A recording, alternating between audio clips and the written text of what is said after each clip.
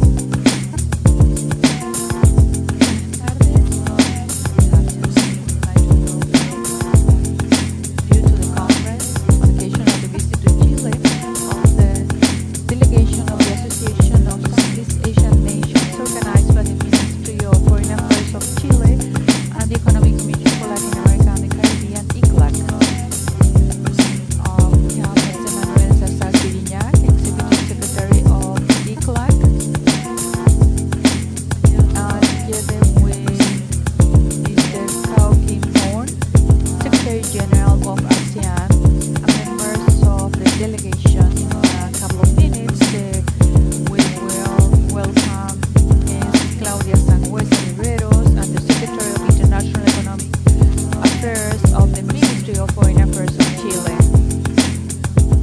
We also like to greet the ones who are here in person in Celso Furtado room at ECLAC and the ones who are connected via Zoom. We especially welcome the authorities of the Chilean government, the host country, ambassadors of the member countries of ECLAC and the United Nations, and representatives of the diplomatic corps. We would like also to greet our colleagues from the United Nations, staff of ECLAC, ladies and gentlemen. Now we will listen from José Manuel Salazar Sirinac, Executive Secretary of ECLAC. His Excellency Dr. Kao Kim Hourn, Secretary General of the Association of Southeast Asian Nations, Ms. Claudia Sangüesa, the Secretary of International Economic Relations at the Ministry of Foreign Affairs in Chile. She is coming soon. Members of the diplomatic and academic communities, colleagues and friends. I wish to give a very warm welcome to ECLAC, to Dr. Kao Kim Hourn and his high-level delegation. Dr. Hourn, it is an honor to host you today at our headquarters. Our greetings to all persons present and connected virtually. It is an honor to organize this event jointly with the Ministry of Foreign Affairs of Chile.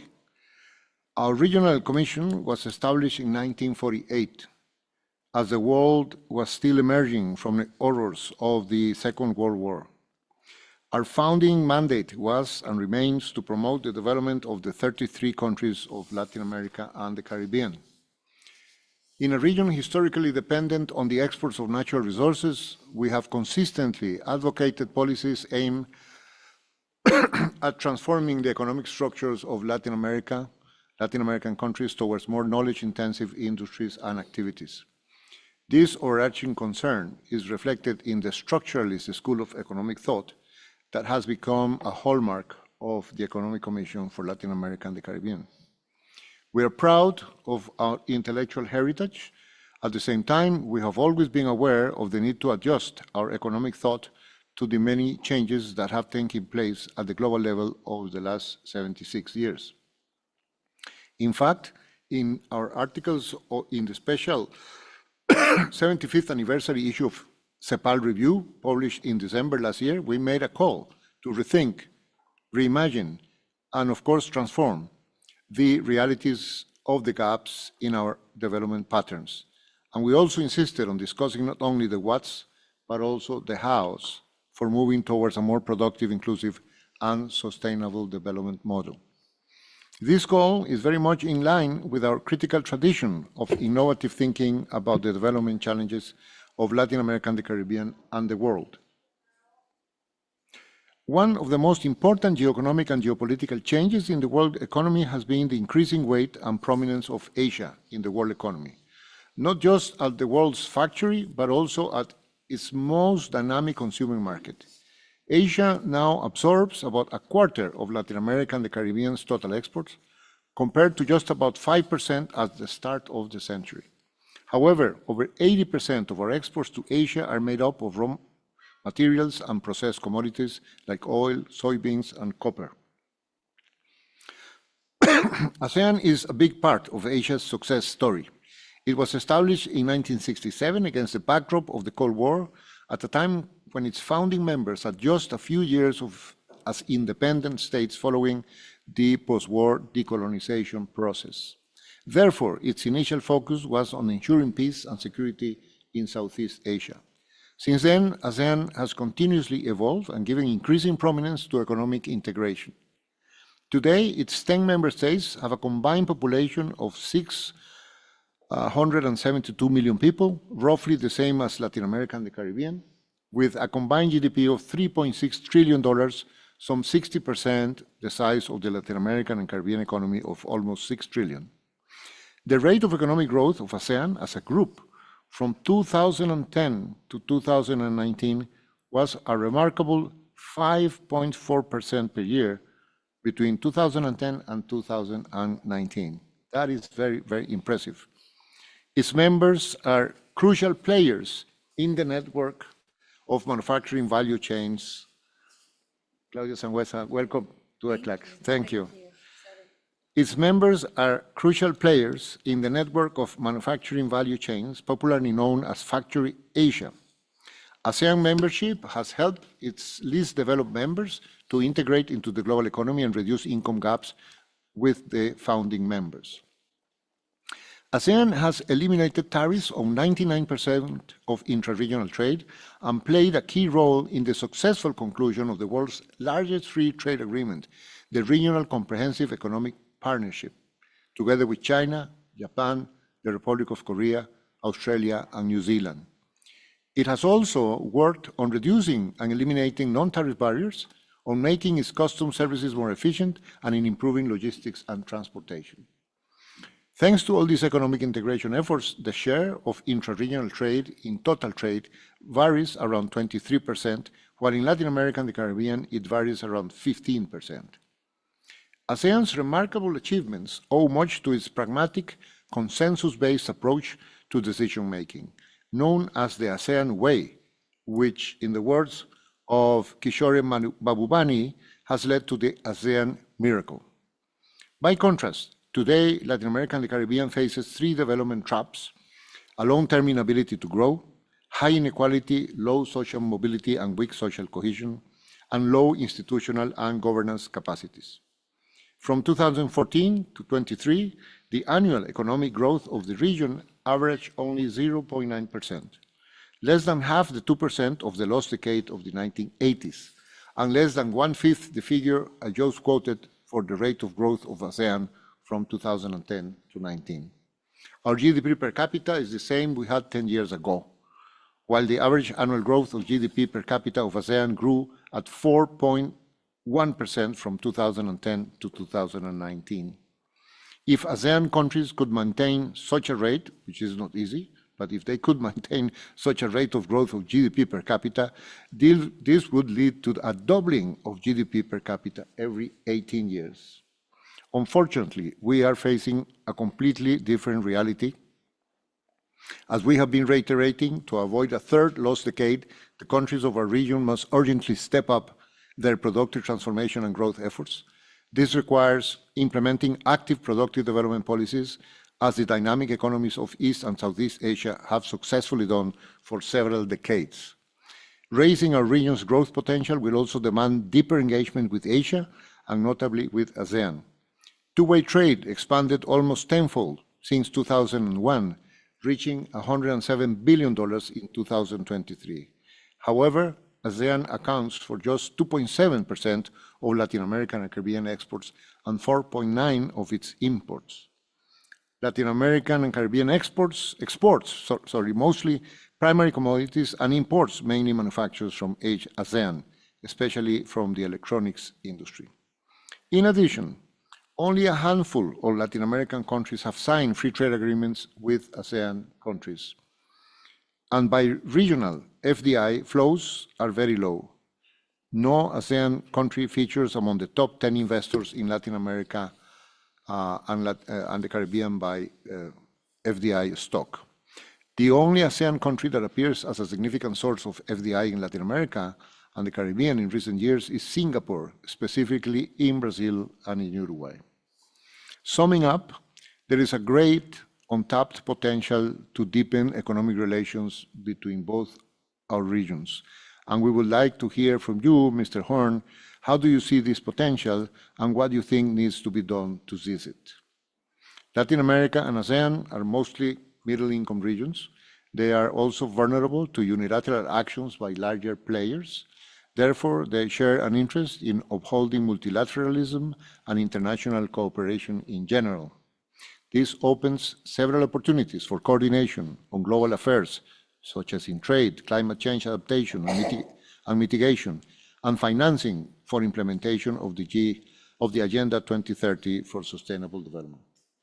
ASEAN is an effective and integrated actor in the global economy, an objective that has eluded most Latin American and Caribbean integration initiatives, as we were commenting in our previous bilateral meeting. This is the result of the political will of ASEAN members to continue with its collective objectives despite their great differences. The need to work for economic integration in a pragmatic way as a long-term development objective, transcending ideological differences, is probably ASEAN's most important lesson for the countries of our region.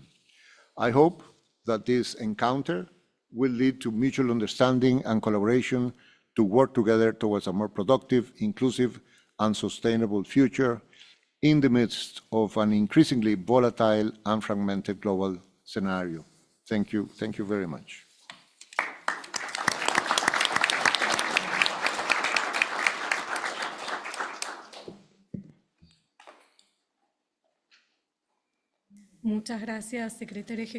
Thank you very much, Executive Secretary. Now we would like to give the floor to Mrs. Claudia Sangüesa Riveros, Undersecretary of International Economic Affairs of the Ministry of Foreign Affairs of Chile. The floor is yours. Good afternoon to all of you. I'm going to speak in Spanish. Secretary General of the Economic Commission for Latin America and the Caribbean, José Manuel Salazar. Good afternoon. Secretary General of ASEAN, Dr. Kim Hourn. Good afternoon. Distinguished ambassadors of the Committee of ASEAN in Santiago, members of the diplomatic body, dear Stephanie Griffith-Jones, member of the Council of the Central Bank of Chile, dear colleagues and friends, good afternoon. Last month, I was part of a seminar here in the same room, in fact, where I talked about the importance about the economic and commercial integration within Latin America and the opportunities that we have today with the challenges that we have in environmental issues at a worldwide level in the use of clean energy and decarbonization, and how through this integration we can have productive chains that improve the productivity of our economies and therefore go in direct benefit of our peoples. There are elements that stand out for ASEAN, and they make this relationship of ASEAN with Chile be important in this sense. One of them is the history and the cultural diversity of the countries that comprise it. The size of the population is of more than 670 million people that make this region the third most populated in the world after China and India. The indicators of economic development can also show that its focus has also been in industrial development and the deepening of its economic development within its countries. Successive Chilean administrations have fixed their attention in this fact, due to which they have incorporated as a priority within the foreign policy of our country the relationships with Southeast Asia. In this context, Chile has given significant steps along the last decades. First, with a diplomatic and commercial openness towards Asia, and specifically towards ASEAN. And up to date, Chile has commercial agreements with Malaysia, Vietnam, Thailand, and Indonesia. Chile is also part of plurilateral agreements with countries of the bloc, such as the P4 with Singapore and Brunei, DIPA also with Singapore, and CPTPP with Malaysia, also Vietnam as its parties. And for the better leveraging of these agreements, ProChile also has 4 commercial offices in the countries of ASEAN. Also, when looking at the numbers, these show that the relationship is a mutual benefit relationship. For instance, the exports and exports of Chile, this is commercial exchange, has grown at an annual rate of 4% over the last decade. 48% of exports towards countries of ASEAN is in the non-copper category, and non-traditional services have increased at an annual average rate of 14% over the last 10 years. The commercial relationship with ASEAN is a synonym of diversification, which is important for us in terms of being business partners, with this being the third block of the largest population in the world, which is very important, and also due to the diversification of the products that we export and the companies that export these products. One additional element that is worth highlighting of ASEAN and that is very important for us focusing in our region is that its intra-regional commercial exchange rate has been highlighted. Despite having several countries of several sizes with complementary economies or similar economies, among the members of the bloc, in 2022, the interregional exchange rate was of 22.9%, a number that we're far from. That same rate for us intra-regionally does not exceed 2 digits yet in our region. So we have a lot to learn from the ASEAN experience. And although commerce has been a vector within the relationship of Chile and ASEAN over the last decade, there has also been interest on deepening this relation beyond any economic issues. In 2016, Chile did the Cooperation and Friendship Treaty with ASEAN, and years later, it became a development partner of ASEAN, and it was the first Latin American country in reaching that condition. In fact, yesterday we celebrated the 5th anniversary of Chile as a development partner. And it is an instance where we can highlight commerce, technology, sustainability, and good governance. The recent visits also to Asia from Chilean authorities are also the reflection of the willingness to cooperate and explore new opportunities with Asian countries. For instance, the participation of President Gabriel Boric in the Summit of Leaders of APEC in Thailand in 2022. I visited the headquarters of ASEAN in Jakarta on June, where I handed out a letter that officializes the request of Chile to become part of the regional economic partnership. And I went on an official visit to Vietnam, a country that the Minister of Foreign Affairs just visited, Mr. Alberto Van Claveren. It is worth mentioning that the private sector and the academia have also been very active in the region by integrating very important missions in Asian countries. One of the most important aspects of our bond is the willingness of integration. And with the Pacific Alliance being one of the vehicles to achieve this. In fact, there are different instances where both spaces collaborate. 10 years ago, in 2014, the first ministerial meeting took place between ASEAN and the Pacific Alliance. And they were held without any interruptions until 2019, where they stopped due to the pandemic.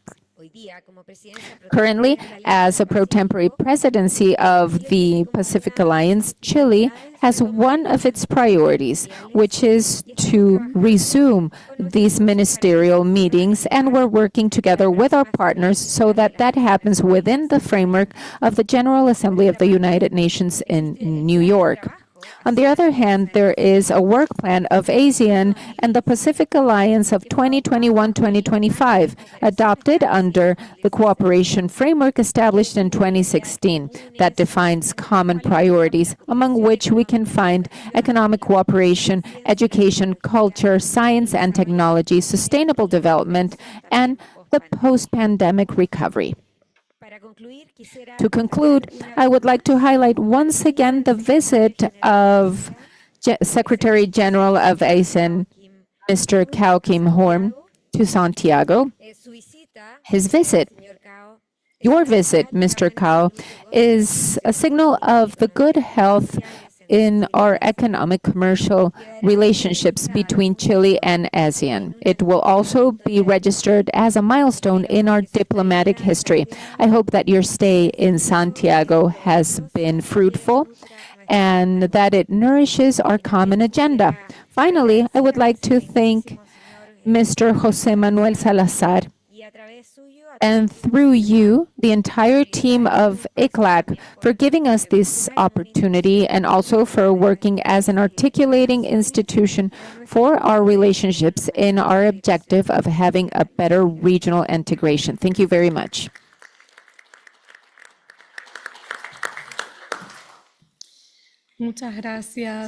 Thank you very much, Undersecretary of International Foreign Economic Affairs, Mrs. Claudia Riveros. Now we would like to move to the conference of Kau Kim Hourn, Secretary General of the Association of Southeast Asia Nations. The floor is yours.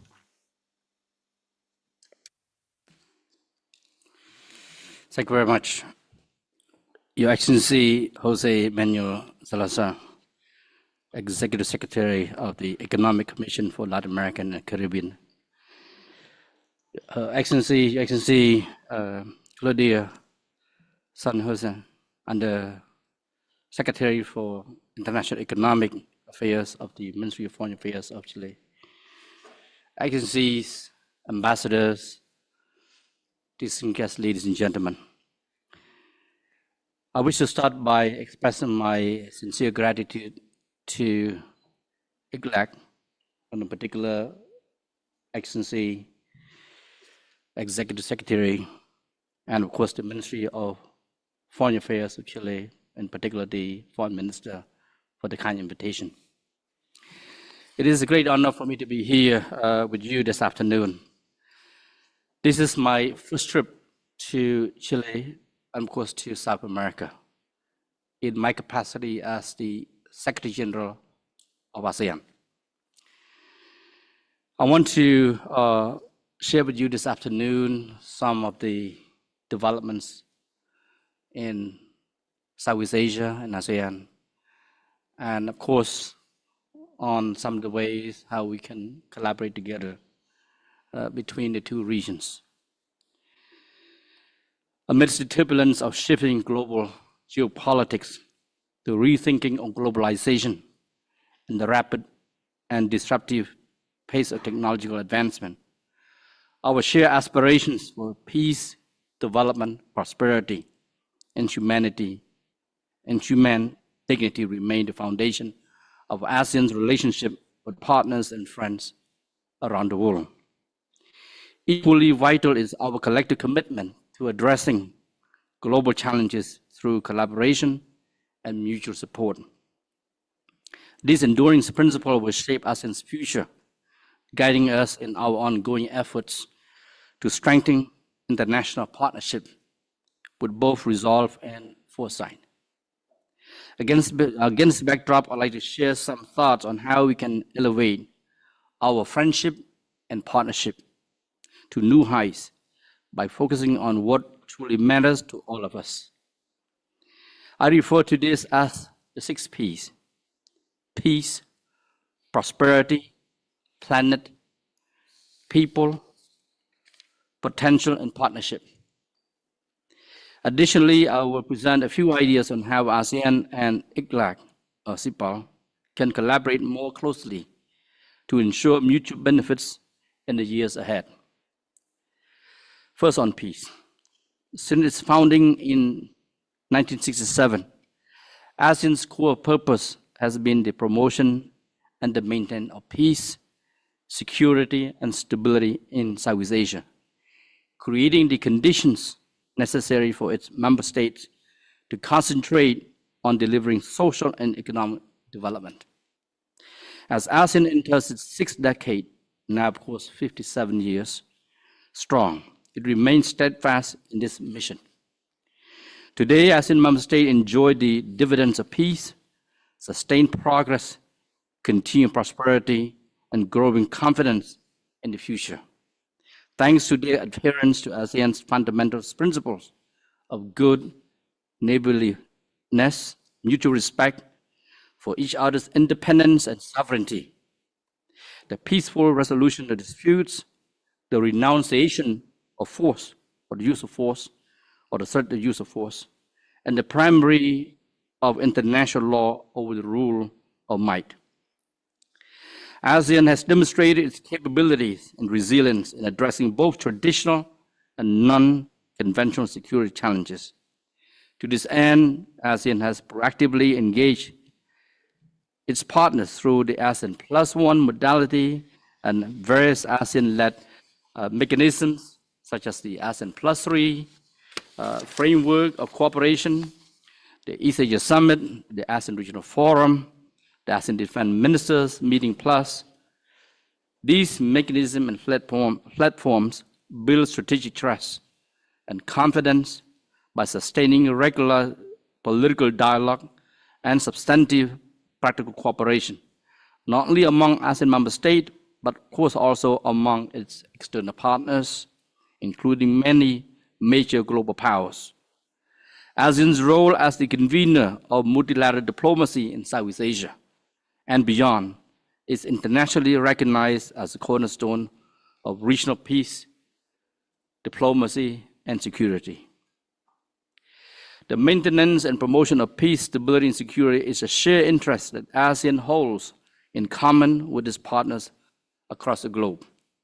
It is heartening to see that the Treaty of Amity and Cooperation in Southeast Asia, or the TAC, the legally binding code of conduct for interstate relations in Southeast Asia, the legally has made a significant global footprint, including here in Latin America.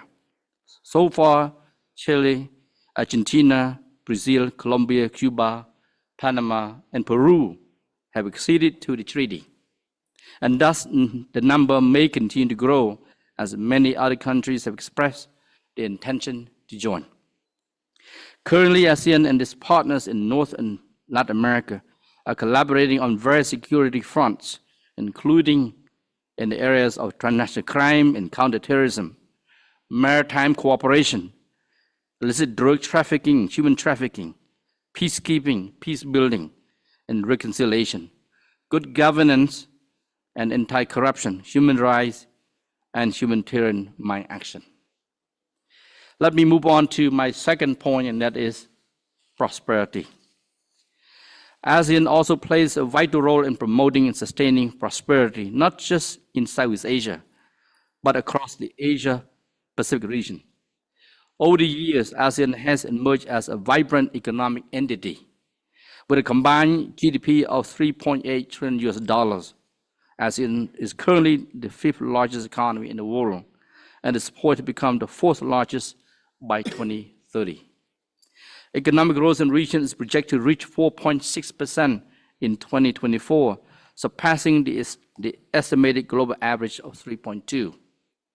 Notably, ASEAN remains a strong advocate of global free trade, serving as the hub of an extensive network of free trade agreements with many major economies, including the Regional Comprehensive Economic Partnership, or CEP, the world's largest mega trade deal. Collectively, ASEAN stands as the world's 4th largest trade player, with a total trade volume valued at $3.8 trillion, representing 7.8% of global trade. Furthermore, ASEAN maintains its status as a preferred destination for global investment, as evidenced by a remarkable of $228.9 billion in 2023, the highest among the developing economies. As ASEAN is looking forward to a field to sustain its growth momentum and diversify its trade and economic relations, Latin America stands out with great potentials. I'm pleased to see that ASEAN and its Latin American counterparts, particularly Brazil and Chile, have identified several crucial areas for cooperation. These include trade and investment, supply chain resilience, industrial development, with a focus on micro, small, and medium enterprises, digital economy, consumer protection and safety, finance, food security, and sustainable agriculture, as well as sustainable and renewable energy.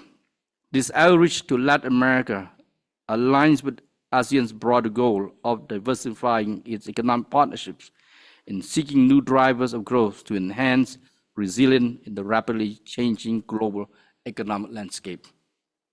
Against the backdrop, formal partnership between ASEAN and Latin America countries have been established in recent years, including with Chile in 2019, Brazil in 2022, and Peru in January 2024.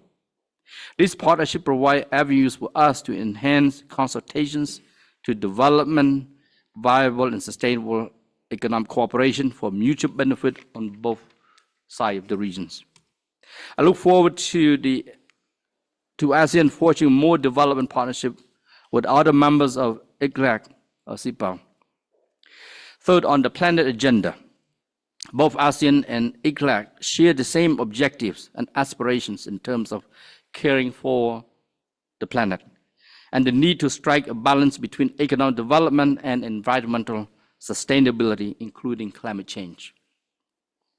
Through initiatives like the ASEAN Strategy for Carbon Neutrality endorsed in 2023, ASEAN seeks to accelerate an inclusive transition to a green economy, promoting sustainable growth while complementing national efforts within the regional framework.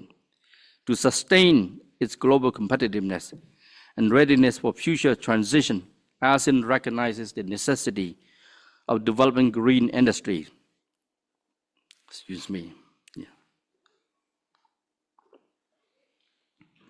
And in line with its commitment to achieving net zero emission, ASEAN aims to leverage the full potential of regional green value chains, thereby unlocking new opportunities for manufacturing and export across the region. In its effort to balance economic growth with sustainable use of resources and environmental protection, ASEAN adopted the framework for circular economy in 2021. This framework outlines a structural pathway for ASEAN and its stakeholders to progressively integrate the circular economy model into their economic strategies and practices.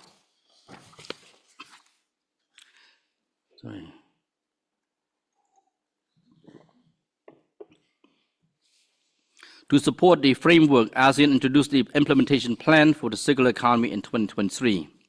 The implementation of this framework will be bolstered by the ASEAN Center of Excellence for Green Transition, which will assist businesses in the region, particularly micro, small, and medium enterprises, in transitioning to a circular economy, and thus accelerating ASEAN's goal of achieving a low-carbon economy.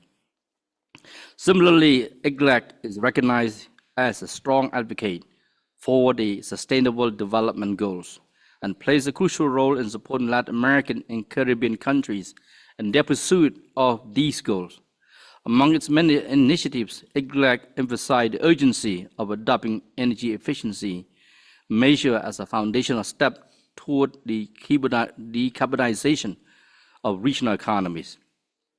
Through its regional observatory on sustainable energy, ECLAC aims to accelerate the adoption of renewable and sustainable energy technology across Latin America and the Caribbean by offering technical training on energy efficiency.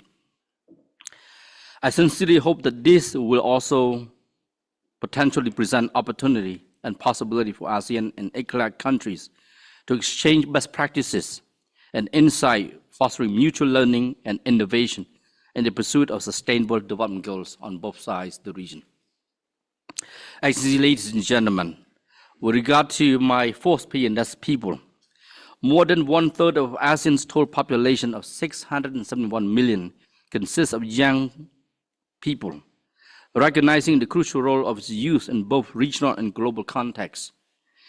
ASEAN is dedicated to empowering its young generation as part of its community building efforts, acknowledging the significant impact of youth on achieving sustainable development goals and advancing digital economies. ASEAN is committed to investing in its youth by equipping them with the necessary skills to tackle emerging challenges. This investment includes youth exchanges, leadership programs, volunteerism, initiatives, skill training, and social entrepreneurship opportunities. ASEAN's engagement with young people are carried out at the highest level on a regular basis, such as the ASEAN leaders interface with the representative of the ASEAN youth. Last year, Indonesia and Thailand also convened the first Asian Creative and Digital Economy Youth Summit and the ASEAN Sustainable Development Goals Youth Camps, empowering agents of change for SDGs, respectively, in 2023. I believe we should encourage and enable more youth exchange between ASEAN and Latin American countries so as to enhance their global connections and empower our young leaders to address global challenges together. I think it's important for our young people to begin to work together through the various programs and activities. With regard to the potential between the two sides, in today's world where systemic shifts in geopolitics and geoeconomics are intensifying fragmentation and polarization among major powers, the significance of ASEAN as a hub of regional cooperation is more pronounced than ever. This is particularly evident in the growing international recognition of the ASEAN Outlook on the Indo-Pacific, or AOIP, adopted in 2019 in response to the emergence of the contentious Indo-Pacific concept. The AOIP reflects our inclusive approach, positive perspective, and affirmative agenda to secure peace, prosperity, and sustainability. The AOIP serves as an overarching framework to engage our partners in promoting practical cooperation in 4 priority areas, namely maritime cooperation, connectivity, UN Sustainable Development Goals 2030, and economic and other areas of cooperation. Many dialogue partners, including the United States, China, Japan, and India, have committed to align their efforts with ASEAN to advance the implementation of the AOIP. In this context, ASEAN and ECLAC CIPAL could explore opportunities for practical cooperation on the ASEAN outlook on the Indo-Pacific, especially in pursuing the Sustainable Development Goals, which is a central focus of ECLAC's agenda. Additionally, it is noteworthy that since 2021, Chile has been actively participating in ASEAN connectivity initiatives. These include engagements such as the annual ASEAN Connectivity Coordinating Committee consultation with dialogue partners and other external partners on connectivity, the ASEAN Connectivity Symposium, and forums related to the Master Plan on ASEAN Connectivity 2025 initiative. In the economic sphere, the full implementation of the Regional Comprehensive Economic Partnership remains a priority of ASEAN external economic relations. As the world's largest free trade agreement, it will secure ASEAN's position as a key trade hub in the global economy. The RCEP aims to further liberalize market access among participating countries in the areas of goods, services, and investment, with gradual unification of the rules of origin, custom procedure, and technical standards. These will further boost the expansion and upgrading of the regional consumer market and promote the further development of industrial supply and value chains in the region. The RCEP maintains an open and inclusive mechanism, allowing interested economies to accede even if they did not participate in the original negotiations. This approach presents the potential for RCEP to offer greater opportunities and access to new markets. Notably, Chile has expressed its interest to join RCEP, and I look forward to expeditious negotiation for its early accession when the accession protocol is ready to be put in place. At the moment, we are working on the accession protocol by the 15 countries. Cooperation on the green economy represents another promising area for collaboration between ASEAN and ECLAC CIPAL. The ASEAN carbon neutrality strategy, which builds on the region's strengths and ongoing efforts, offers a comprehensive analysis and roadmap of initiatives designed to guide ASEAN's journey toward carbon neutrality. The strategy would enable ASEAN to leverage the benefits of regional complementarity and economy of scale to drive the green transition forward. The green transition is expected to yield substantial benefits for the ASEAN economy, potentially adding up to $5.3 trillion in value in creating approximately 66 million new jobs by 2050. Similarly, recognizing the intensifying impact of climate change, natural disasters, and other regional vulnerabilities, ECLAC has adopted the environmental big push to support economic, social, and environmental development. And I believe ECLAC has done a lot in this area. The EBP, the environmental big push, is a green growth strategy designed to integrate economic growth, technological innovation, and employment generation with the reduction of carbon emissions. The potential for collaboration between ASEAN and ECLAC CIPAL in the green economy is highly promising. First of all, through technical cooperation and exchange of best practices in regulatory development and in the building of regional green supply chains. Another major future-defining megatrend is the rise of artificial intelligence and forthcoming wave of AI-related technological disruptions.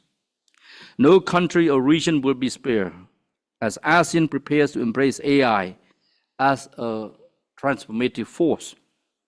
We are advancing this transition by promoting interoperability among the digital economy system of ASEAN member states through the ongoing negotiations for the ASEAN Digital Economy Framework Agreement.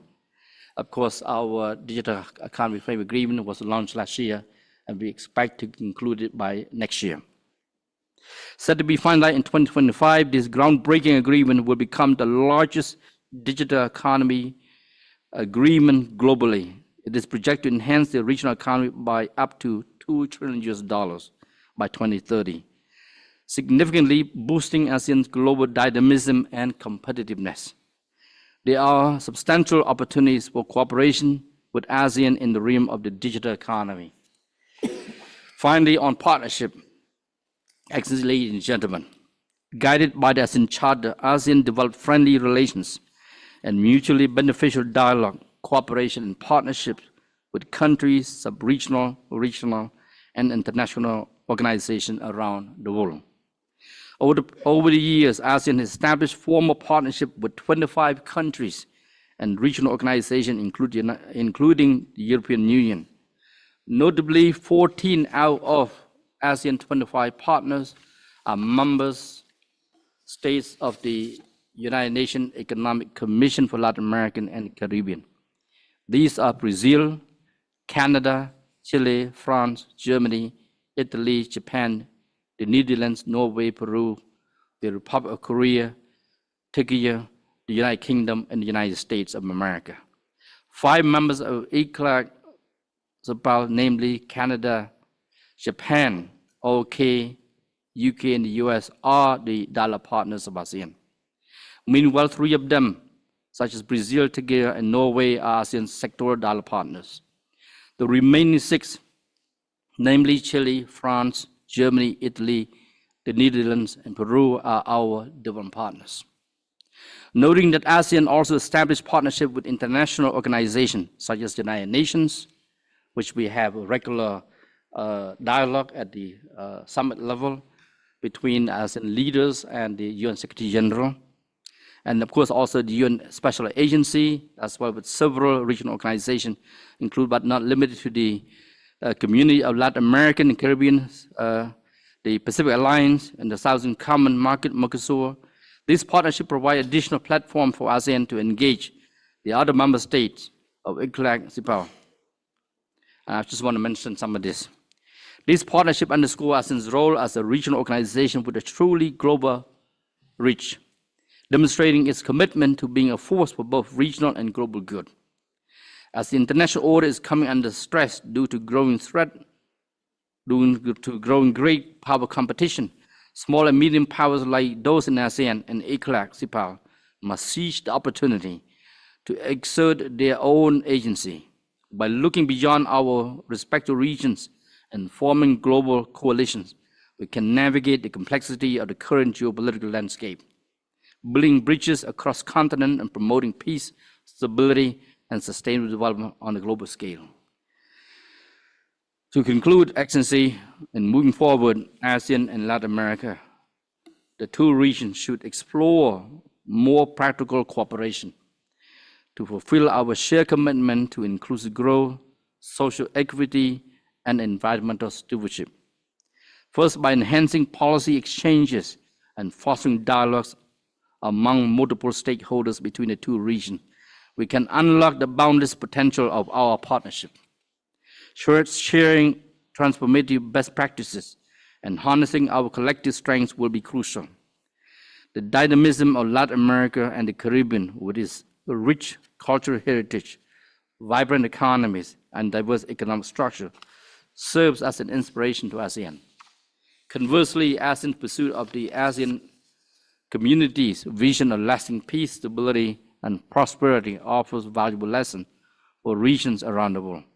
In this period, ASEAN and CIPAO, ECLAC, can lead collaborative efforts that encourage meaningful dialogue and promote understanding among governments and stakeholders through academic research, policy analysis, and expert exchanges.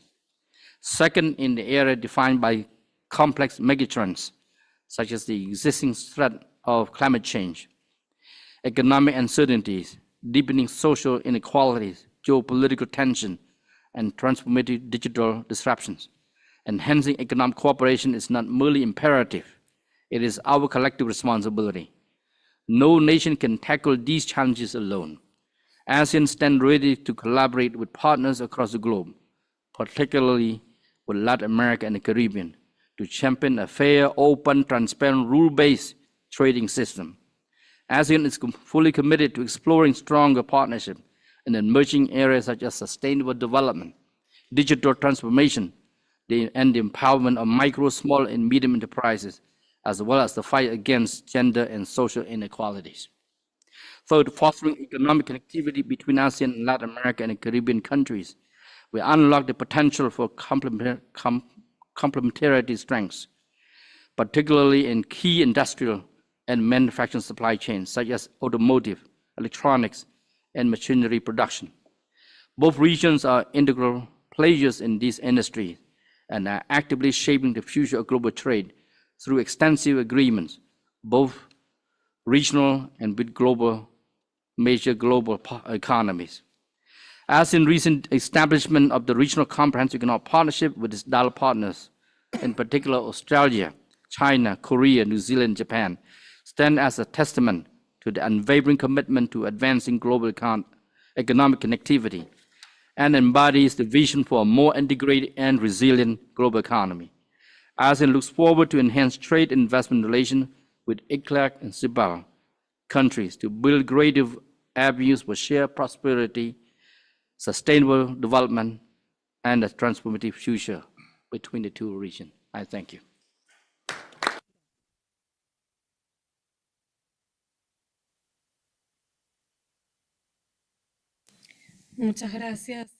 Thank you very much, Mr. Kao Kim Hourn, Secretary General of ASEAN. Now our speaker has accepted to respond to some questions from the room, due to which, if you'd like to ask some questions, please let us know.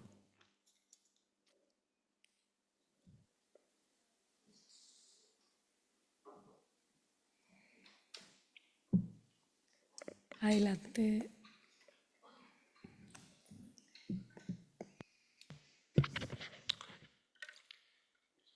Secretary General, good afternoon. I have a question for you on the RCEP that you mentioned in your intervention. ASEAN played a very instrumental role in bringing the RCEP about. It took a lot of time, many years of negotiations, many crises, but somehow ASEAN was able to bring all the key players to the table every time it was needed: China, Japan, Korea, the others. Now, my question is, first would be, what's your assessment of how the implementation of the agreement is going after almost 3 years? But secondly, and more importantly, do you envisage that ASEAN's foreign trade may become increasingly focused on RCEP and therefore less intensive on trade with other parts of the region, of the world, like Europe, North America, or even Latin America? Since RCEP is such a large market, one could think that over time, perhaps ASEAN's foreign trade is going to sort of be pulled towards intra-RCEP trade to the detriment of trade with other regions. So I would be curious to know what your assessment of that perspective is. Thank you. Thank you very much, sir. I think that is an excellent question. For us, it took 10 years to negotiate RCEP. It started back in 2012, and then it did not go into effect until 2022. Initially, we expect to have 16 countries, including India, but of course, India in the end backed out of it. The door remains open for India to join at this moment. At the same time, we have moved forward as we need to implement the agreement. First, of course, to focus on the institutionalization, meaning that we need to have the also support unit or the secretariat in place. The secretariat, the 15 countries agreed to set up the secretariat under the ASEAN Secretariat now as the transitional measure for the next 3 years. With the recruitment of staff will be set up by supporting staff. And of course, with the agreement on the financing, how we will finance the operational costs. So all this has been worked out last year. At the same time, we have to make sure that this agreement is not just agreement, but to make sure that the private sector would be able to understand how to take advantage of this agreement among the 15 countries.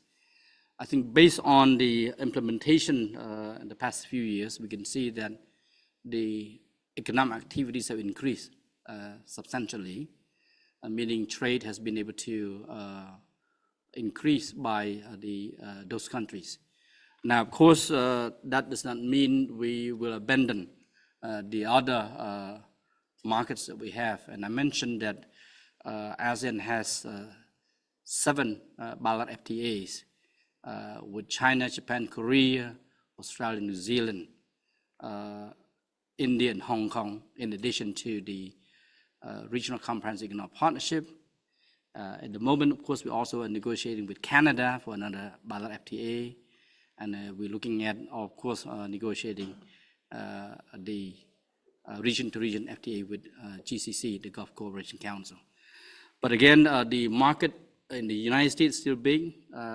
For some of our member states, we still continue to trade with the US. In terms of investment, the number 1 source of investment is still the United States. China is ranked 2nd.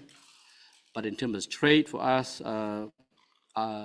China has been the top trading partner in the past 14 consecutive years.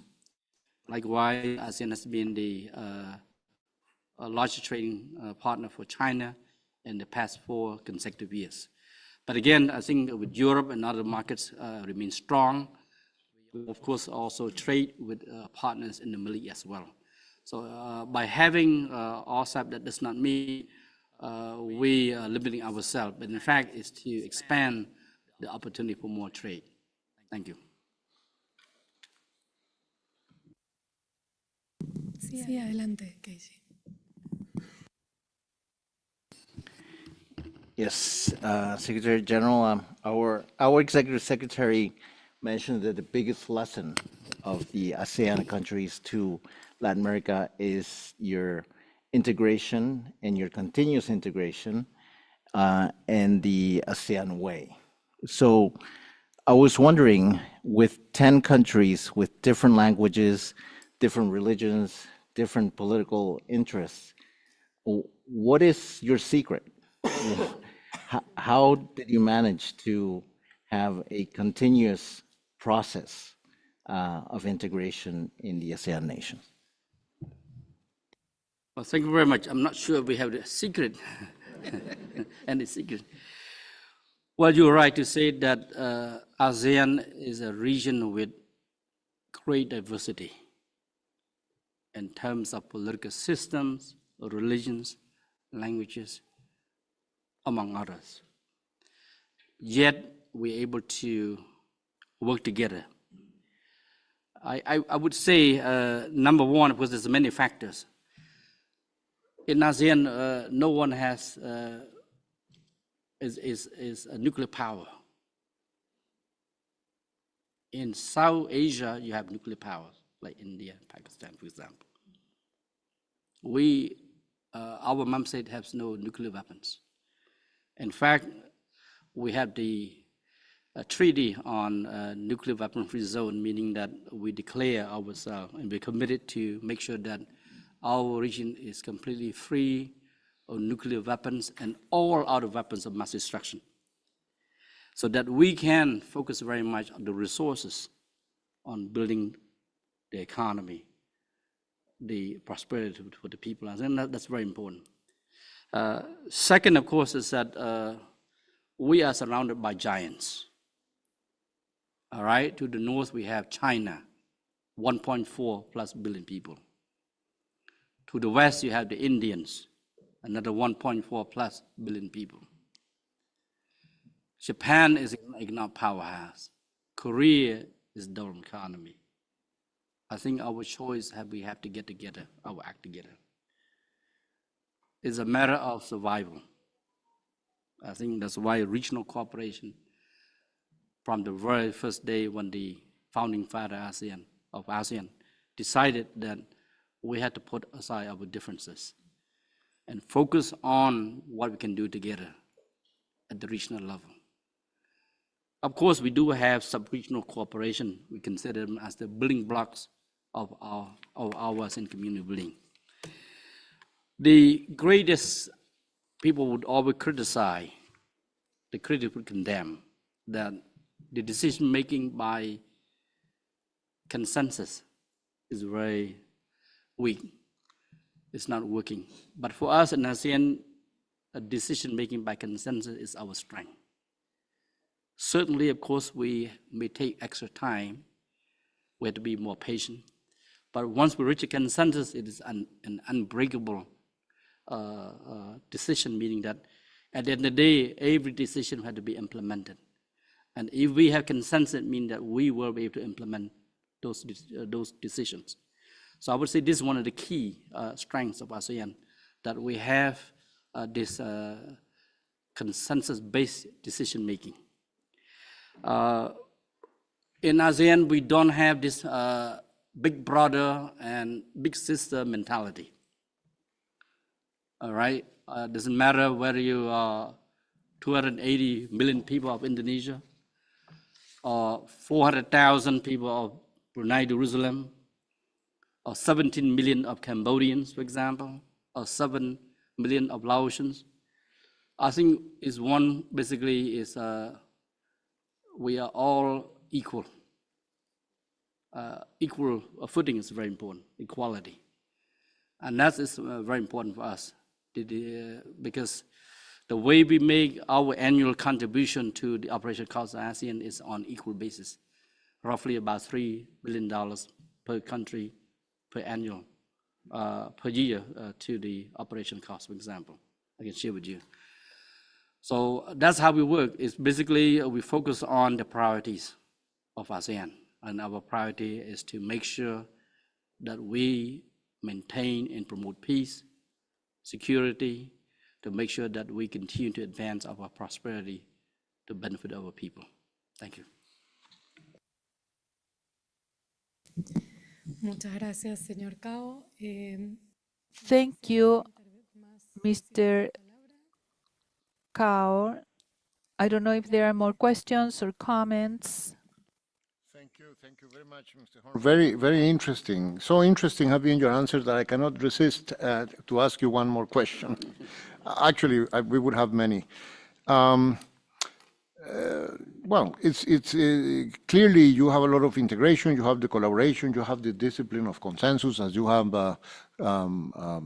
put it. But as you said, you are surrounded by giants. So underneath all this activity that you support in terms of negotiating trade agreements, how do you do to benefit from those trade agreements? You know, we have the challenge in Latin America, of course. We have many trade agreements also, you know, some countries with Europe, so most with the United States. But you always need some, part of it happens, and you're surrounded by giants automatically by foreign direct investment, and you develop value chains with them. So I think a lot of the energy and a lot of the economic growth that you have had is a byproduct of having a good trade agreement with security for investment and rules and so on. But I'm sure the countries are doing a lot of some sort of industrial policy, some sort of productive development policy, and open, you know, education, investment. If you can give us a bit of a sense of what are those policies that the countries, and I'm sure it's not just one, because you have very different countries, different sizes and so on, but just to give us a little sense of what happens underneath to make the most of these trade agreements. Well, thank you very much. Before I answer your question, I want to add some of the issues that I just forgot to mention. You know, we have a lot of partners, I just mentioned, and we do it through a policy of open engagement, meaning that we do what we do is based on inclusivity, transparency, openness. So our partners have no question or suspicion of what we do. And that's how we build trust through regular consultations and dialogue with our partners. And that's very critical for us. That's why what we do is that we talk openly, basically. And so there's a lot of trust there. And coming back to these issues of the various industries, the various different sectors of economy that we have been able to build over time. ASEAN, on the one hand, of course, we have similarities in terms of what we produce, like in the area of rice production. We have rice production by certain ASEAN member states, or palm oil production, some other member states, or we have this tourism industry open to all. Basically, all of us are welcome. But I would say it's not so much as a competition, but more of cooperation and coordination. Because by having policy, meaning that we want to make sure that we're not race to the bottom, you see, but to make sure that we keep at the level where the entire region will benefit from it. Now, for example, what is important is that how we are able to move, say, for example, investors coming to the region, if what they produce, say, in Indonesia, and they want to move to Thailand, then we have ASEAN single window. So meaning that only one inspection. So what's being inspected in one country of ASEAN member state, when they arrive to another country, there's no need another inspection. Okay, so this will be fast track, and that's very, very important. Otherwise, business cannot move very fast in terms of trade. So I think this is now we're moving to a second generation of the ASEAN single window. Now we're working on this because what we have been using is a little bit almost out of date. We constantly keep updating this. Also, you may also know that we do have in place what we call the dispute settlement, the enhanced dispute settlement, meaning that if we have trade dispute, we should be able to have mechanism to sort out. But in ASEAN, although we have this in place, but yet our preference is to negotiate outside between, say, two member states, because I think it's important for us to make sure that everything being sorted out friendly, and that's important. Another issue I would say also, we do a lot of harmonization. There's a lot of what we call standardization and conformance. In the economic area, we have so many meetings. That's why we have so many meetings, because we have a lot of negotiations to make sure that we are able to understand and that we are able to coordinate policy across the entire ASEAN community. And I say this because it has been working quite well. Now, I'm not sure here in South America here, but in ASEAN, we have to look at what we can do to benefit the people. At the end of the day, the people will ask, what is all this integration all about? How this will benefit the people? And the region in ASEAN, you know, for example, people travel within the ASEAN zone, there's no visa. Okay? You can book a flight, you get to wherever you want to go within the ASEAN zone, no visa is required. Okay? So the mobility of people is very critical. So you support the tourism industry. Of course, with the work of private sector, increasing connectivity, there's more direct flights. Within the ASEAN zone, there's more flights. Of course, also with our partners, China, Japan, Korea, and there's more direct flights. You know, we talk about many daily flights constantly. So it's It's more like an open border, so to speak. All of this is come because business people, they don't want to have hassle. They want to move in, move out. And I think at the end of the day, of course, also it has to do with we have to take advantage of the what we call the competitive advantages, what each country is good at. Now, Singapore, basically the financial center. This is what Singapore has been well known, what they're good at. The aviation industry as well. In tourism sector, we can say that just about every ASEAN member state, but Thailand, Malaysia, Singapore, Vietnam, for example, they're leading this. In the tourism sector, the entire region benefits significantly. Before COVID-19, we had about 140 million tourists, international tourists, that we received. Of course, it was affected by the COVID-19, but last year bounced back to about 102 million tourists, international tourists.